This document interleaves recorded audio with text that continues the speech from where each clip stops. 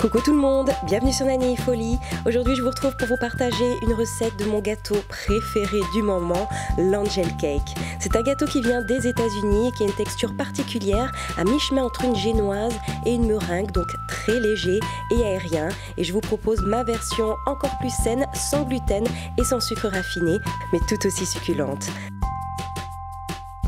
C'est parti! Pour commencer, il vous faut 12 œufs, on n'utilisera que les blancs, 80 g de farine de riz, 120 g de sirop d'agave, une cuillère à café d'acide tartrique ou crème of tartare, un demi-sachet de levure, une pincée de sel, 2 gousses de vanille et 50 g de maïzena. Pour la garniture, moi j'ai choisi de faire un Angel Cake façon fraisier. Alors évidemment, j'ai pris des fraises.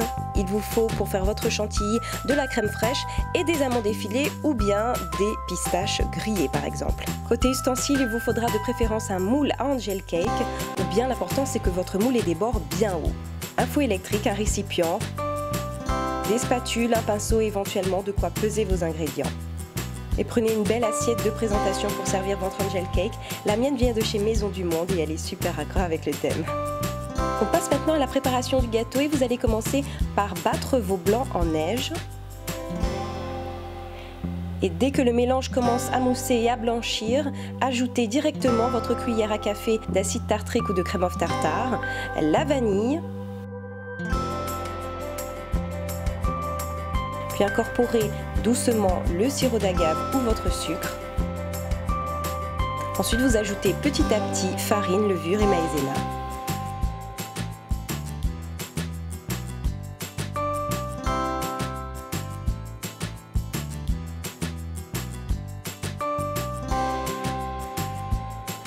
Et la étape très importante, vous allez directement verser votre préparation dans votre moule sans le beurrer ni le fariner car il est important que le gâteau colle aux parois. Vous allez tout de suite comprendre pourquoi.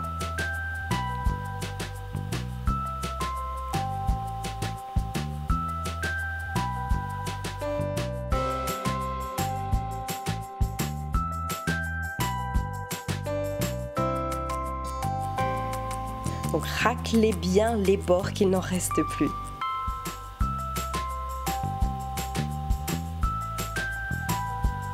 N'oubliez pas de préchauffer votre four à 180 degrés et enfournez votre préparation pendant environ 35 minutes.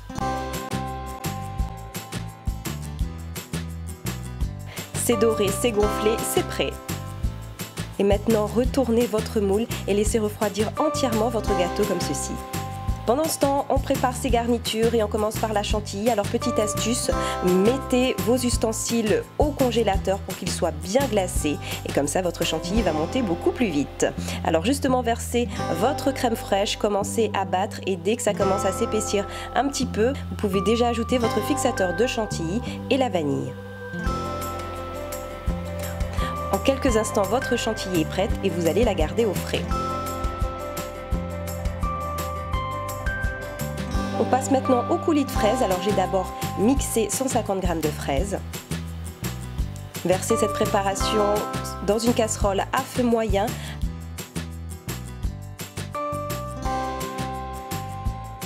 Ajoutez une cuillère à soupe de sirop d'agave et laissez le tout réduire à feu doux pendant environ 15 minutes.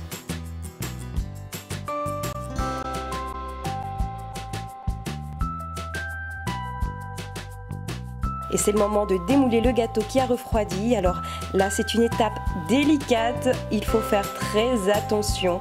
D'abord avec un couteau pour décoller les bords.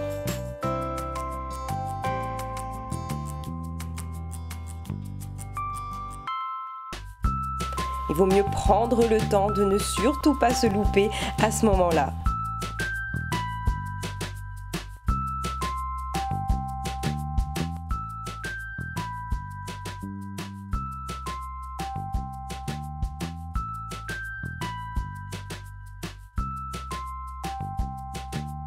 Voilà, le gâteau est démoulé, alors ne vous inquiétez pas pour son apparence qui est loin d'être parfaite. On va recouvrir et décorer tout ça. Alors on passe au montage du gâteau. D'abord faites une petite incision pour faire un point de repère. Et là, vous allez couper votre gâteau pour en faire 3 parties. Alors là aussi, c'est une étape très délicate. Prenez le temps de le faire tout doucement pour ne pas casser votre gâteau.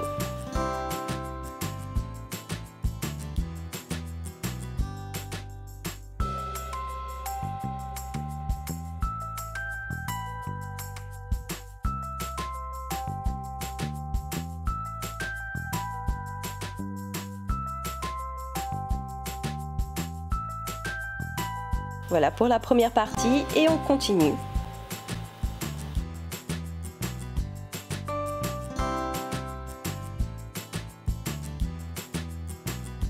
Vous le voyez, j'y vais très doucement pour ne pas faire de bêtises.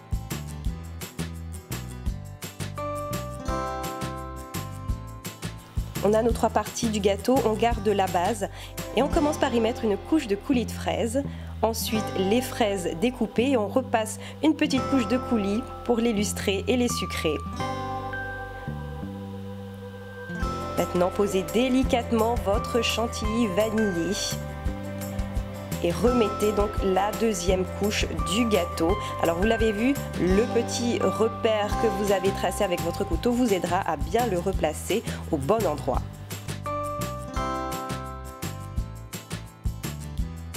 Et on recommence pareil, une couche de coulis, les fraises et la chantilly.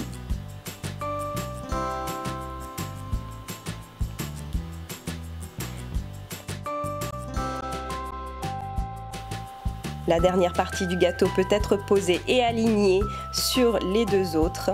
Dernière couche de chantilly pour recouvrir entièrement votre gâteau.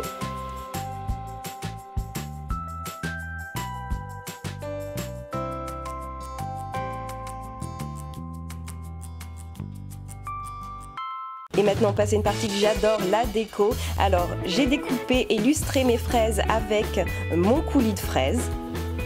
Et je les place délicatement tout autour du gâteau et au-dessus.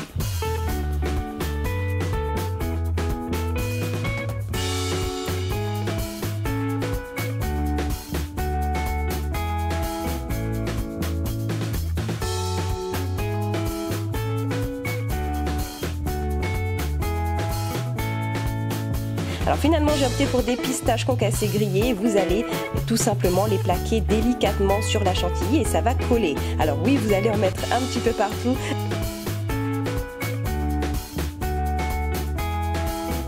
Mais c'est pas grave, vous allez pouvoir racler tout ça justement avec le dos de la spatule, tout doucement, toujours en délicatesse.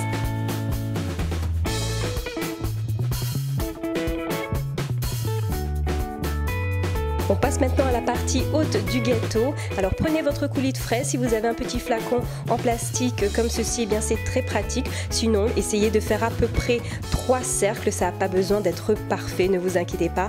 Parce qu'ensuite, on va faire une petite technique de pâtisserie, de décoration, qui est le marbrage. Alors avec le dos de votre couteau, vous allez tracer un trait vers l'extérieur. Normalement, il faut un coulis de chocolat pour que le résultat soit vraiment impeccable. Mais là, voilà, je trouve ça aussi très joli, rien que comme ça. Ensuite, ajoutez quelques petites pistaches grillées concassées au-dessus et ça y est, votre angel cake est fin prêt. Personnellement, je le trouve vraiment super beau. Franchement, on dirait un gâteau presque que vous auriez acheté quelque part. Et lorsque vous découperez votre gâteau, vous pourrez voir à l'intérieur les couches successives du gâteau et ce sera du plus bel effet. L'autre intérêt de ce gâteau, c'est que vous pouvez le décliner à l'infini. Moi, j'ai choisi de faire une version fraisier, mais vous pouvez utiliser d'autres fruits, utiliser du chocolat ou encore du caramel beurre salé, et c'est libre cours à votre imagination. Ça y est, assez parlé, place à la dégustation, mon moment favori. Je suis vraiment accro à ce gâteau parce qu'il est léger, aérien, il n'est pas écœurant, c'est tout simplement excellent. Voilà, j'espère que cette vidéo vous aura au moins fait saliver. Je vous fais de gros bisous et je vous dis à très vite. Bye bye, Nana! Nani Fouli, ça continue. Si vous avez raté mes dernières vidéos, vous pouvez les voir tout simplement en cliquant dessus. N'oubliez pas aussi de vous abonner à ma chaîne, c'est très simple, c'est gratuit. Et comme ça, vous serez au courant de toutes mes nouvelles vidéos. Bye bye, Nana!